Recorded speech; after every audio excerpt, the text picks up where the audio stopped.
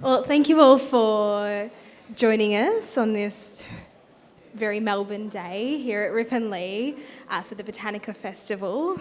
This panel is Significance of Heritage Gardens and Landscapes. I am Maddie Miller. I'm a Darug woman and I'm wearing a couple of hats today.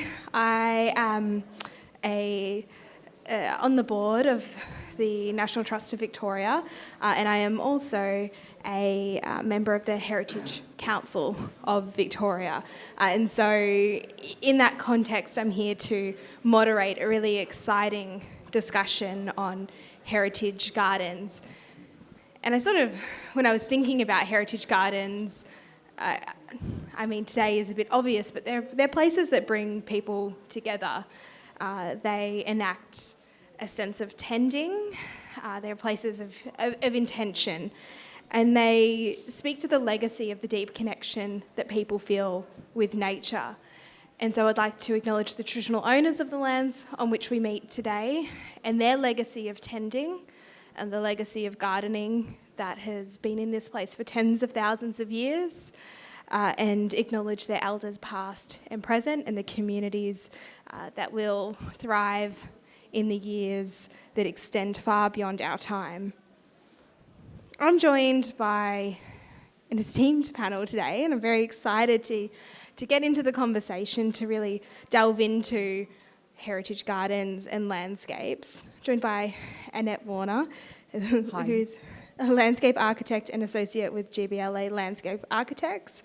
And she has worked for a number of years in heritage gardens, and some of her projects you may be familiar with. The one that really comes front of mind for me is the Cali Garden project, and perhaps we'll have a chat about that later. And just next to me is Justin Buckley. Justin is the Executive Manager of Gardens and Landscapes. Hello. And he is... for the National Trust, I should say, where he is responsible for the care of trust gardens throughout Victoria, including the beautiful gardens that we find ourselves in today. And last but not least, we have Lucas Dean, who's a senior architect at TCL Landscape Architects, and he has worked on a bounty, really, of botanically rich sites, including Cranbourne Gardens and Parliament of Victoria rooftop gardens, which I believe you worked on with Annette. Hello, everyone. So I guess to kick off our chat today, I wanted to ask, how do heritage gardens differ from other gardens? What are we talking about when we say heritage gardens? Annette, do you? Yeah, so I'll go first. I think what comes to mind is we often associate heritage gardens with old gardens. And we have so many significant old gardens in Victoria. The Royal Botanic Gardens, for example, Rippon Lea, for example. But what does it actually mean, heritage? And I think you've got some information on your chairs there, which I had a quick look through. And I thought that was a good starting point for this discussion as well. Because in Victoria, we have organisations such as Heritage Council of Victoria and the National Trust. So what does it mean when we say heritage? And these are gardens that are deemed to be significant in some way. So they're associated with people of importance, associated with our history, and so they are labelled heritage gardens. And I think part of what's interesting about this discussion on the difference between a heritage garden and an ordinary garden is changing. And I think it was a simpler conversation earlier on. I think that any garden that was constructed associated with a significant person before 1930 or pre-war, or even in the interwar eras, we could call a heritage garden. And I think that's changing. And a lot of my research in this space is looking at post-war gardens as well. And I think we need to start having a conversation about what are we preserving and whose heritage are we preserving in Victoria. As a mature society, we can start having those discussions.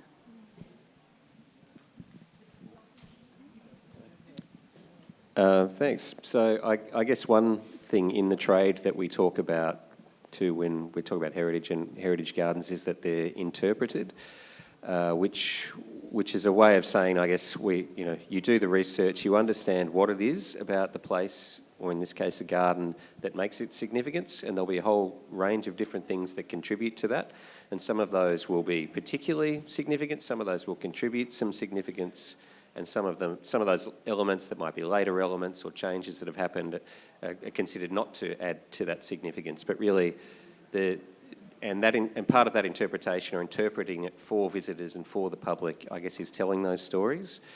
So there's the conservation side of it that's protecting and conserving and making sure, despite all the changes that happen through the garden, that we're preserving what is actually significant about it. Now, the change will happen around that, but you just want to conserve what makes it significant in the first place. But really, just as important from an interpretation point of view is explaining that story. So it's not just like a garden that's there to be enjoyed or that looks nice. You're really telling the story of the history of it and the different histories and the different perspectives on those histories. So I think that's particular to heritage gardens as well. From our perspective, we always look at the broad history of what that place was, and actually the heritage garden sometimes is just a moment in time, because this was a wider, broader landscape before this garden was actually built. But we don't see that in this story of this garden. So when a heritage garden is classified, it's actually picking a point in time and saying this is how this garden is and this is the importance of this garden, and then therefore it's going to be represented like that for the future. But it doesn't mean it can't evolve with contemporary society.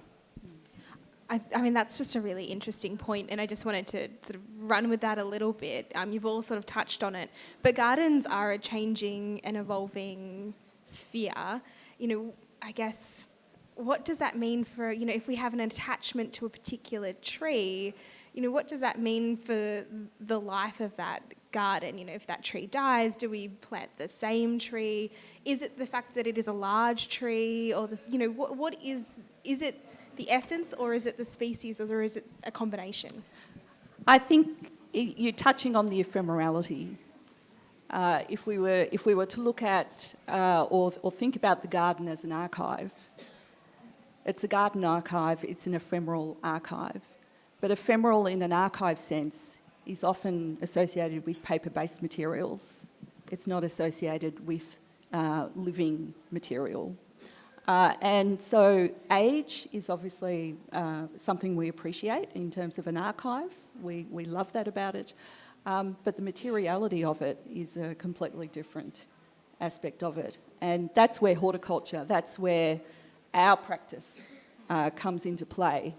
If we're wanting to preserve that tree, then we have to acknowledge its role in the landscape. We have to acknowledge the horticulture aspect of the tree, and it may not always be possible, and they will have a finite life.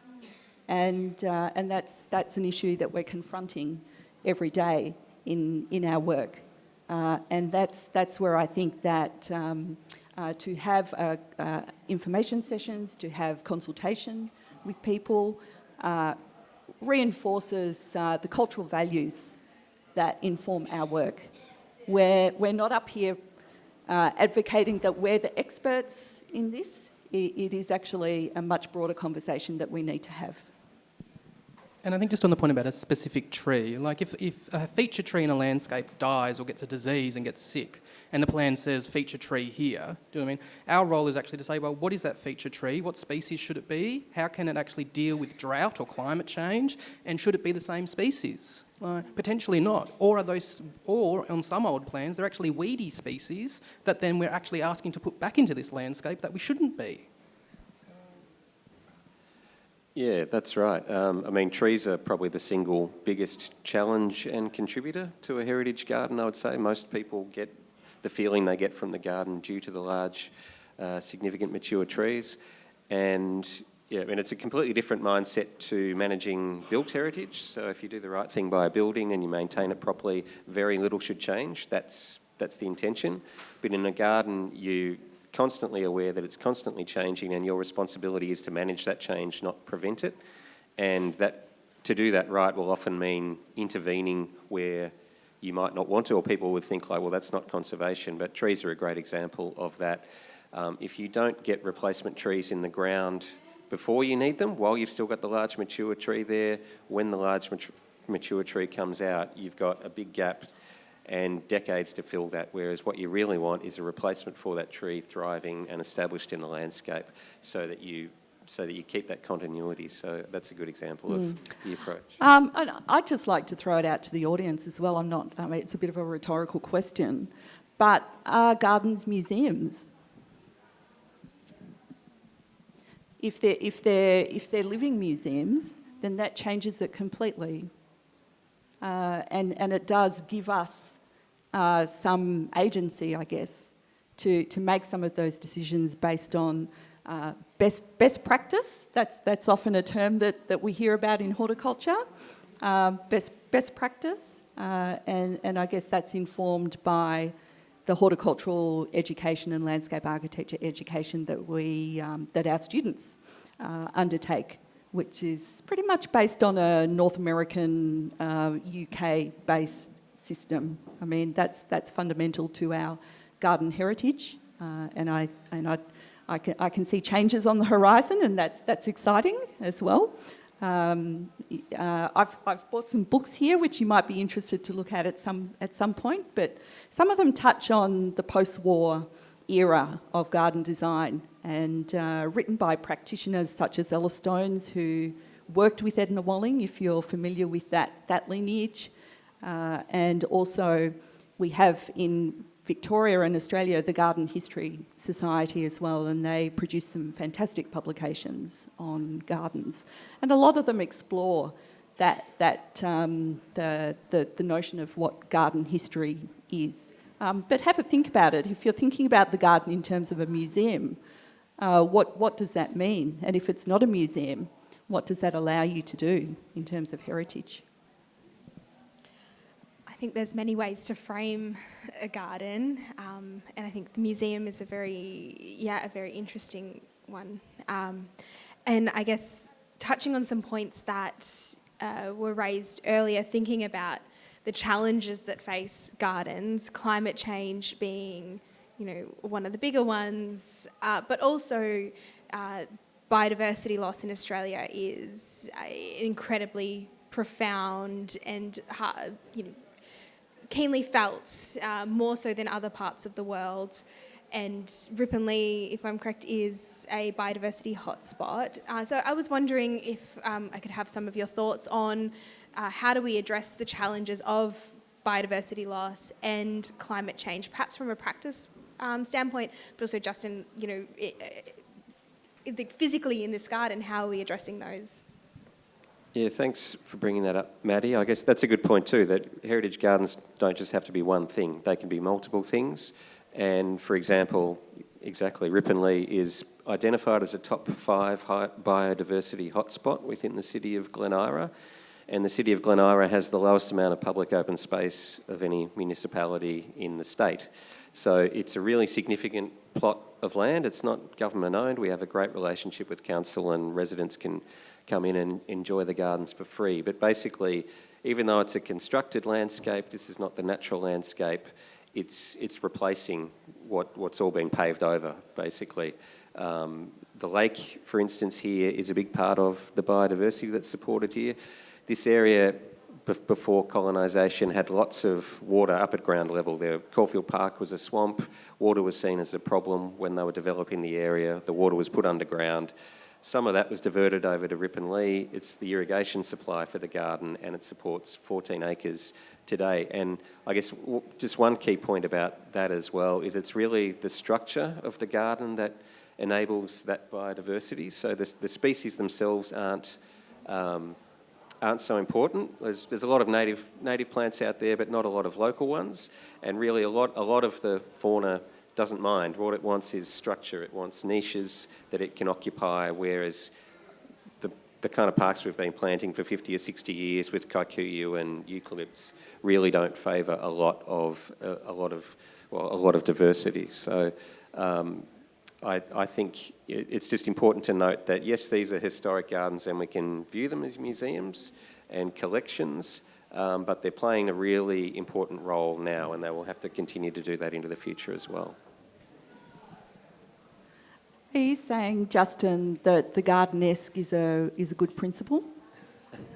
Garden-esque? Yes. Absolutely, yeah. I mean, they had more resources, labour was cheaper, but we would love to have the diversity that there would have been here in the 19th century. So I think that's a general rule for historic gardens too. That diversity, as in the different amounts of plants in the ground, that declines. So we put a lot of work into just getting more plants into our beds here because that's how they were, and that's only a good thing, not only for biodiversity but for mitigation of climate as well, for things that might not struggle. You don't want to have too much of the one thing that might get taken out by a pest or disease, for example.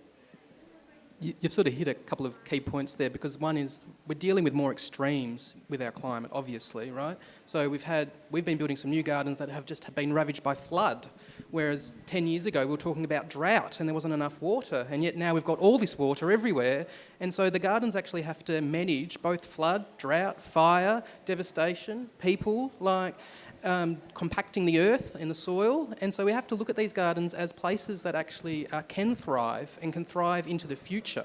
And so they don't just become these heritage moments in time, but they actually are acting in a contemporary way. Even though they look old school or they look like an old garden, they're actually really critical to help the biodiversity and also help with tree canopy cover. I was sort of wondering, when I was thinking about today and thinking about, framing heritage gardens in today in this context, and places like Rippon Lea, if we're addressing climate change and we're thinking about what plants are we putting into the ground, and we're thinking about how these gardens react, and Rippon Lea is lucky in having the irrigation system, but many gardens don't, and I think the Kelly garden is a great example of that, of planting in a drier garden. But do these challenges that we face in climate change and more extreme weather systems, is this an opportunity for us to actually take a stock take on heritage and think about whose heritage is this and what are the stories that we're telling, rather than just heritage for heritage's sake? So I was wondering if anybody had any thoughts on... Yeah. So you mentioned the Kelly House project, which is one that we completed recently. And that was a very interesting process. So we undertook that project for the Heritage Victoria. And thinking about the archive as well, there was very little archival material for that garden, very few photographs. So we didn't have much of an archival starting point. So we made a decision with Heritage Victoria to go back in time, pre-1788, and to look at what was growing in that area before even colonisation. And that became a key point for us in developing a plant palette for that garden. So it's not about saying this is what the Kelly family grew, and for those of you that don't know, Kelly House was Ned Kelly's childhood home, and that's a house that's in Beveridge and probably will be part of the Kelly story and Kelly Trail in the future. So there were real issues. There's no water connection. There was no power connection. In some respects, I felt like a bit of an interloper on that landscape. What do we do when there are no resources or very little resources? We wanted to have a water tank to supplement water, but that wasn't possible in the end. So we're really taking it back and designing a landscape, grading the landscape to maximise water collection, to allow stormwater to be collected and moved around the site, and there's no infrastructure at all out there, or there wasn't when we built this garden. So it's really taking it back to an Indigenous perspective. And I think that plays the role of storytelling. We have the house and the garden, and really walking us through all the different phases of activity that have been on this site, going back pre-colonisation. And I guess that makes me think about the interplay between built form and gardens, and maybe, I'm just thinking about Parliament House, but if there's another project. But Lucas, have you got something, I guess, to add about how do gardens respond to the built form? Yeah, I've got one that's interesting, and you're talking about going back in time, is we built a garden at Melbourne Museum, and it's called the Gondwana Garden. So we actually went back millions of years ago, like if we're talking about time. And so we worked with the museum to curate this story and this journey through from present time all the way back to what that landscape would potentially be in Gondwana millions of years ago. So we take the visitor on a journey, which is currently, it's a rooftop, so you start on the rooftop at Melbourne Museum, and it's an Indigenous story. It's about emus running through the landscape. It's about kangaroos eating Thermida trianda, or the kangaroo grass. And so there's actually these fluorescent pink animal cutouts that help tell this narrative and this story of millions of current time. And then as you walk through this garden, the evolving story and the messaging actually gets retold about, well, what did the landscape undertake? How did it morph? How did it change? We went through desert environments, so there's a harsh silver grate, there's rock mulch and stones to help transform people back. We wanted to have real rocks. Unfortunately, we've got mock rock, but it sort of still does help to tell that story and to captivate children and also adults running through this landscape before you get to the actual very bottom of it and you're immersed in the future, hopefully, in quite a lush green garden. We've actually planted some of the Wallamai pines, which you can get from this market today as well, so to help with that canopy. And then there's also megafauna. So there's these huge plants and huge animals, cut out sculptures. And things like velociraptors, or the Australian version of that, which is the Australopithecus, hard word to say, but we're transforming people back millions of years ago through the tactility of the plants and also the way that they're put together and arranged and the materiality that goes along with that. That's such a grand story. Justin, do you have any thoughts on stories in the gardens? You have many gardens. I'm going to bring it down to something a little bit smaller from that. But I guess just the point I would make is that we've got 40 properties, the National Trust that is, across Victoria, and about a dozen of those actively managed gardens, but way different scale of resourcing once you leave here. So here we've got paid staff, we've got an amazing irrigation and drainage system that's a 21st century integrated water management plan. That's a program that's 150 years old. We can afford to, I guess, be a bit more of a refuge in terms of a heritage garden. So we'll be able to grow and keep things going here for longer than we would be at other gardens. And we've got historic gardens in country areas in Victoria. Again, no irrigation, no paid staff, the sweat of some volunteers to keep it all running. And it's obviously a completely different approach. But gardens like that have always had to tough it out, and there's a reason that the same old plants, that I love them, that they're old garden favourites are that way, is because they're proven, they're tried and tested, they don't need any lavishing, and anything in the garden here that needs lavishing just does not, even here where we've got resources, just doesn't cut it. We've got dahlias are probably the nearest thing to that. We keep them all in one bed out here, and that's it. I think that raises it's a good point actually, because when we landed on the Kelly House site, the exotics were outcompeting the Indigenous flora, and they were doing so well. And that's why they were such favourite garden plants. We're talking vinca minor, we're talking willow, flowering quince, and prunus as well. The plum. So we elected to keep some of those plants because they told the story of garden development at that time. So they're completely contained within the landscape, and they're managed.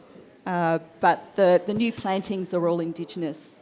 So you will see that juxtaposition between what was planted and favoured early on and what is growing now.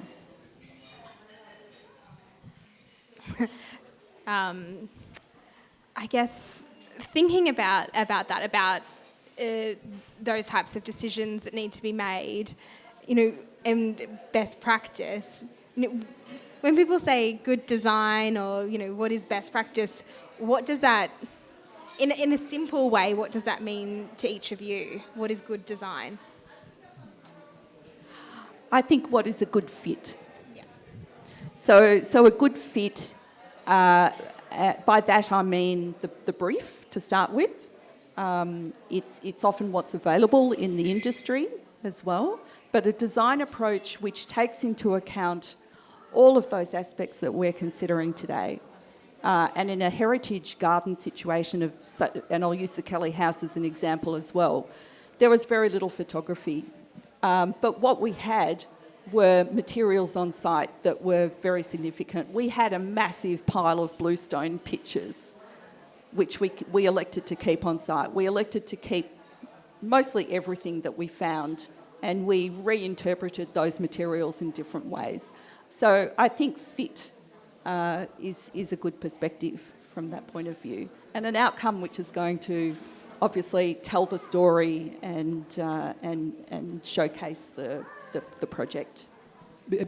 Best practice is actually quite interesting for projects and project specifics as well, because we actually start sometimes the conversation about a regime of care or how many volunteers do you have to actually look after this garden, because there's no point in us designing a super complex garden that needs 50 people to look after it and you've got 2 volunteers.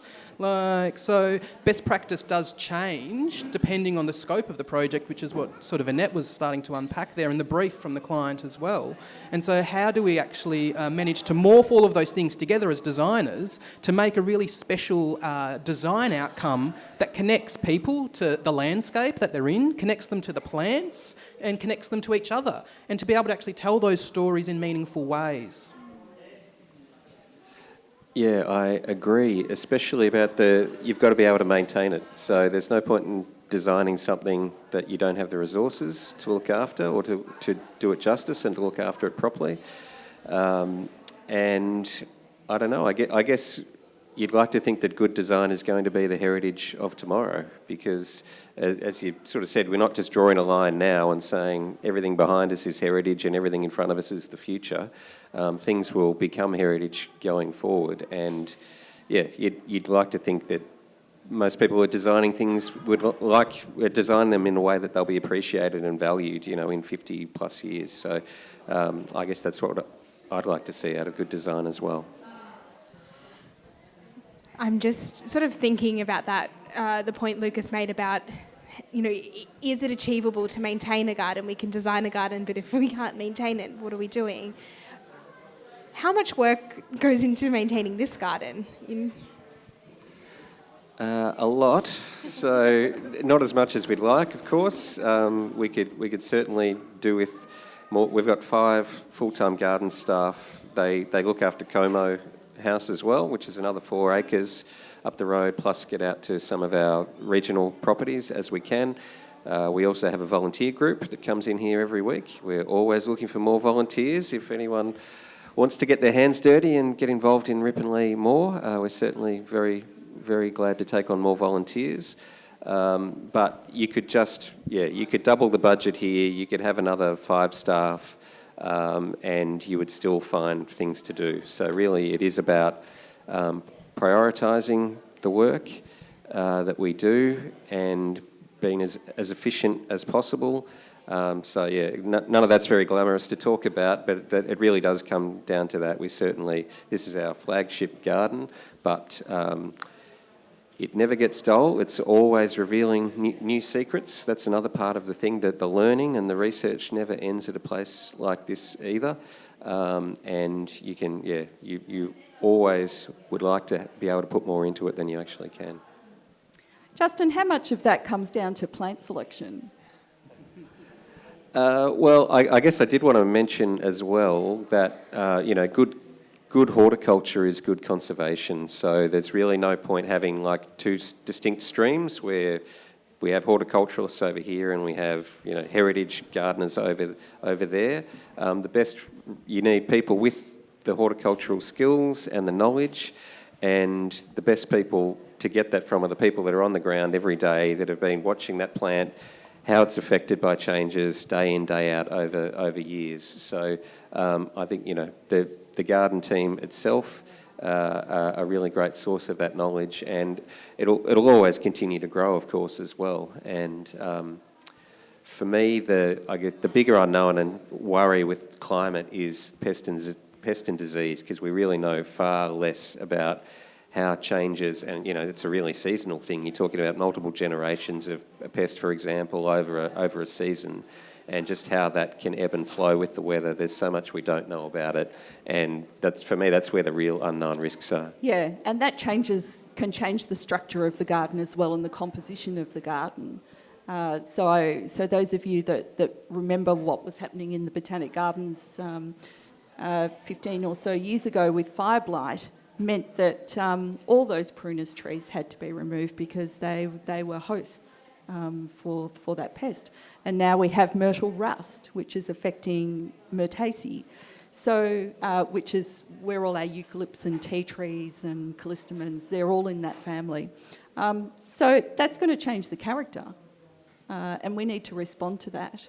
So it comes back to this idea of the garden not being a museum, but is being a living archive, if you like. It can teach us about where we've been and the shape of the gardens, and also shape the future as well. I will open up the floor for questions in a moment. I'll ask one more question so that you have some time to get something into your head, because I can never think of questions on the fly. But I guess thinking about gardens and the lessons that you can learn from them, I wonder if each of you had a reflection on something that you've learnt from a garden. Good question. I do love it. I think every new garden, even from a designer's perspective, it teaches you something new, and you can learn about plants in key locations. And we at TCL are very lucky in terms of we design botanically complex gardens, but ultimately we're trying to tell the stories and these narratives in a very simplified way. And unfortunately, where the horticultural industry is going, it's actually dumbing down our plant palettes. And so therefore it's actually reducing the complexity of species that we can get. Just on the market anyway, and we're constantly facing this at the moment. So therefore, we have to design more complex things with less species. However, we then want to design or get growers growing these species that we can't source elsewhere to tell these stories in different ways. I think about it from the stories that these gardens can tell. So I love to ask the why, as well as see what the effect is, both aesthetically and theoretically. So that's what I love about those heritage gardens. Yeah, no, that's a really good point. Stories is why these places matter, really, to anyone. Again, for a bit more from mundane maintenance perspective, I guess what I've learnt from heritage gardens is patience. So patience and a bit of humility, because you very much understand, I'm just here for my chapter in the story of this place. I'm not here to make it all about me or put my stamp on it so much. I just want to make sure that in 100 years it's still in as good a condition, and some of the work I'm going to do, I'm never going to see the fruition of that. I mean, and you know, Melbourne's famous parks and gardens are a great example of that. The people who planted avenues of Moreton Bay fig never got to see them and enjoy them in the grandeur that they are today. Do we have any questions from the floor?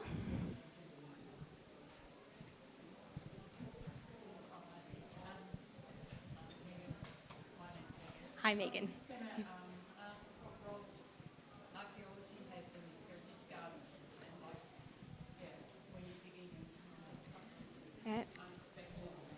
just for the purpose of the video, Megan was asking about the role of archaeology in gardens and how that, when you excavate a site, how can that inform the future of a garden? And Yeah, so I guess I'll use the Kelly House garden as an example. We had an extensive archaeology dig in that garden. We thought that there might be some fascinating artefacts, but also path layouts we were interested in, because there was so little archival material and so little information about what that garden looked like, that it was important to do that work. But an extensive excavation didn't, in this instance, reveal a huge amount of information that we didn't already know. So that work was documented. There were some minor paths, and we uncovered some brickwork and so on. But it didn't, in the end, inform the final layout. But we do have a sense of what it looked like, even if it was less significant than we were hoping. I didn't put this hat on, but I'm also an archaeologist, and so I was just thinking of our World Heritage listed garden in Carlton at the exhibition buildings. There was an excavation there to look at the garden and see what it was, and so the sort of plantings on the city side of the gardens reflect the archaeology and what they found of the former gardens there. So they can tell you about the shape and the form of the pathways and the garden beds, and sometimes they can even tell you some species that were there based on the seed that can be found. Do we have any other questions?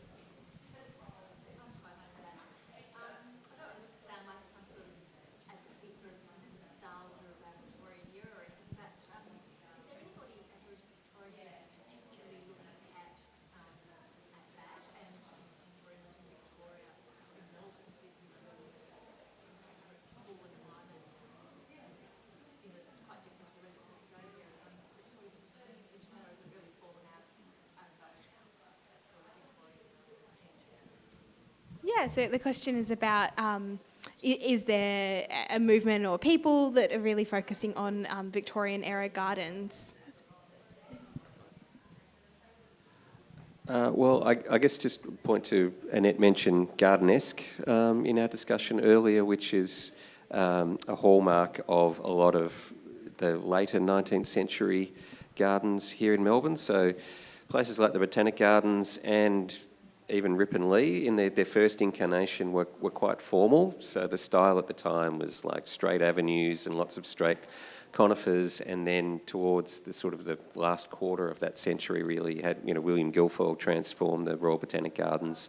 William Sangster transformed the garden here to a much more naturalistic style, and they put in lots of plants. It wasn't about straight avenues of things. It was as many plants as they could get hold of, and even private gardens like this were virtually treated as a botanic garden.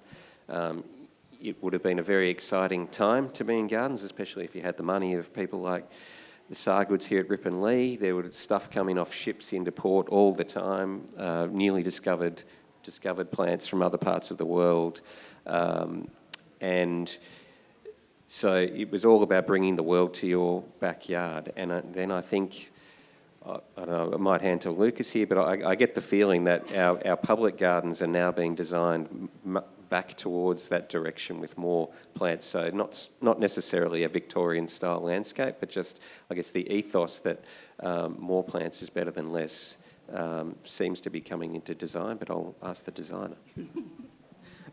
There's definitely changes, like styles of gardens changed. It's like as fashion changes, and so do the styles of the garden to reflect contemporary society.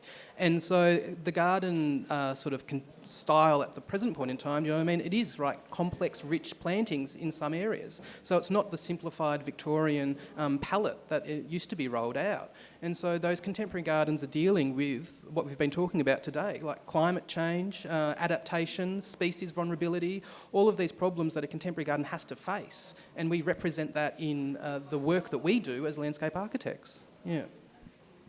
I'd just like to clarify, do you mean Victorian as in the state of Victoria or Victorian the time?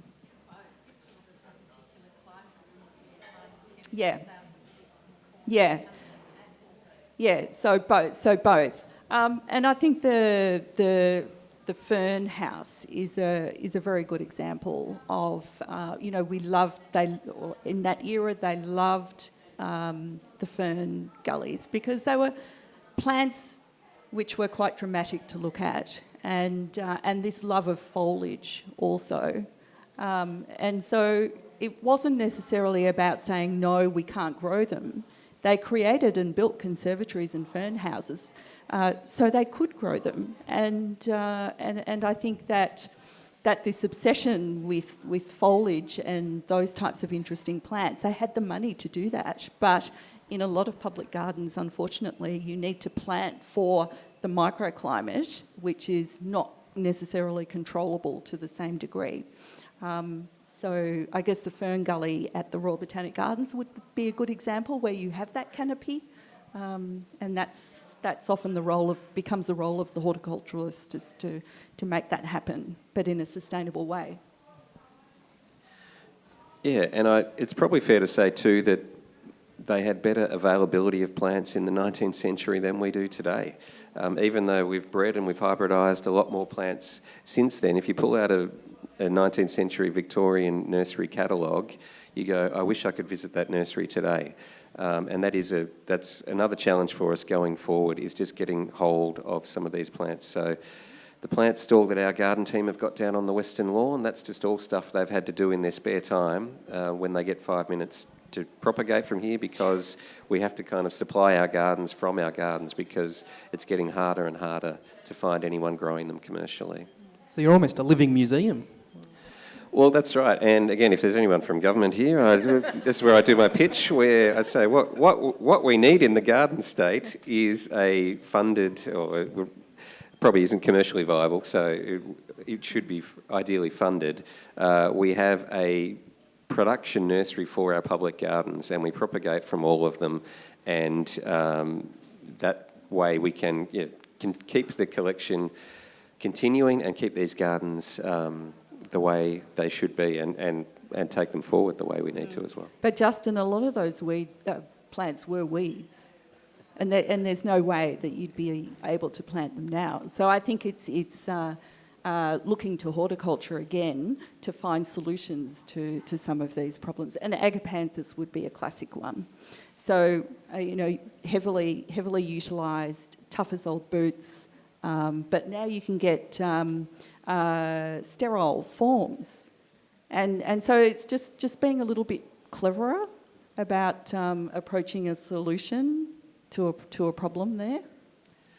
Yeah, and we have a much better appreciation and value on local flora now, because back then, they were clearing the local flora for these plants, so we can bring that into the equation as well now.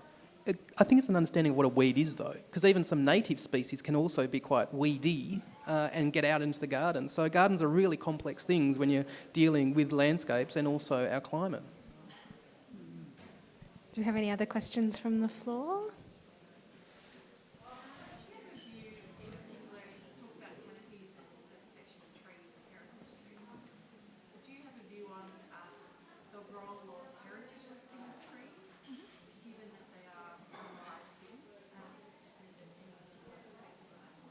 That question was about the role of heritage protection of trees in particular and the important role that they play in ecosystems.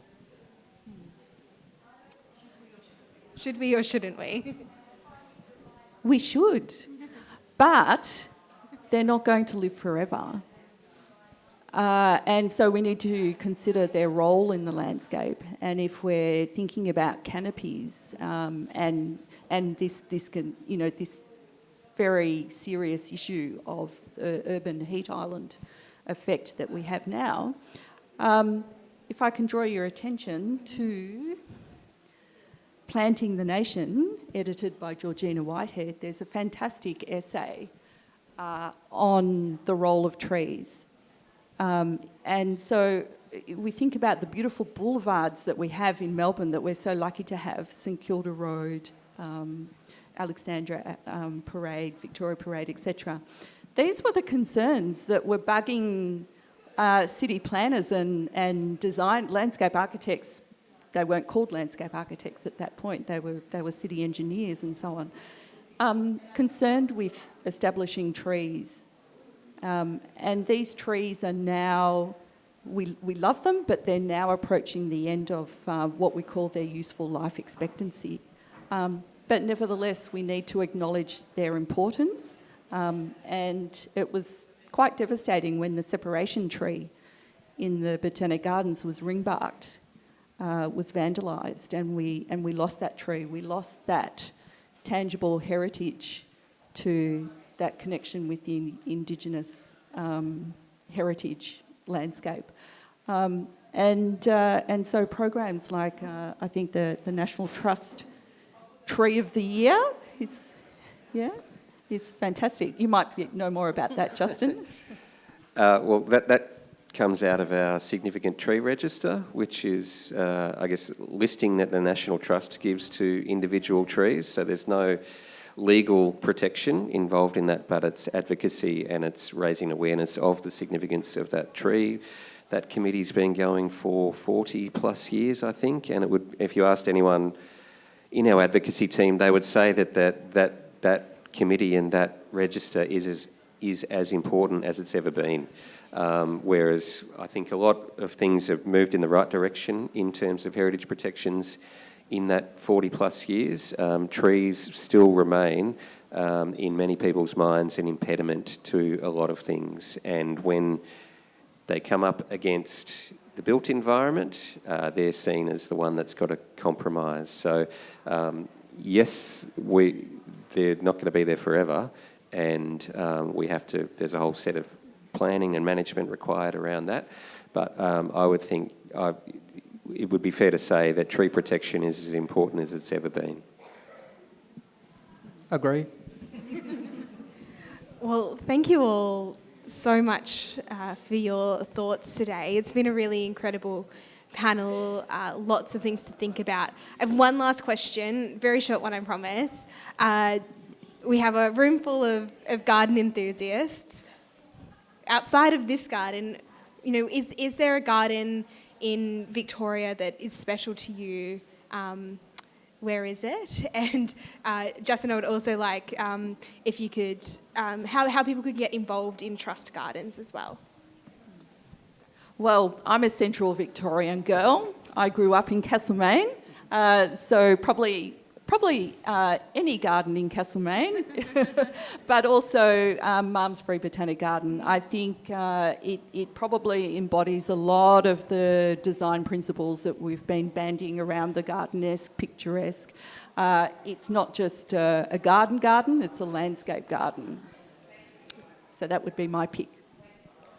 If you haven't been, go to Cranbourne Botanical Gardens down in Cranbourne. It's an amazing garden. We're still doing interventions today. We're planting different things. We're redesigning gardens to actually tell different stories or the same story in different and new ways with different species with the team down there. So go and check that one out. It's a fantastic day. There's a good cafe down there as well, so worthwhile visiting. Yeah, Cranbourne's great. And I know you said other gardens, but I just want to give a plug to the fernery, which is right behind us here. If you haven't been to Rippon Lea's fernery, make sure you see it today. It is one of the world's great surviving ferneries. It really is internationally significant. For me, if I'm not here, the Botanic Gardens in Melbourne, we all know it's great, but I think you can take it for granted just how great it is. Again, it's one of the world's great Botanic Gardens. It's one of the world's great 19th century landscapes, and again, because of our climate, we can grow almost anything there, far more than you'll find at an equivalent, say, in the Northern Hemisphere. And just in terms of national trust, we're a community organisation, we're not government, we're not-for-profit, we are very dependent on our volunteers and our supporters. So, as I said, all our gardens and all our properties around the state, we couldn't do what we do without volunteers. So if you're interested in getting involved or finding out ways you can be involved, come and see us. We've got a membership stand today also down by our plant stall where we've got lots of great plants from the garden. So yeah, we're happy to chat with you further this afternoon if you'd like to come down. Thank you very much. But also, just one final thing, just read, just look at books. And there's been so much written about our significant gardens, and I think they're a fabulous resource. Well, thank you very much, resident garden nerds. Can I get a round of applause for our panel?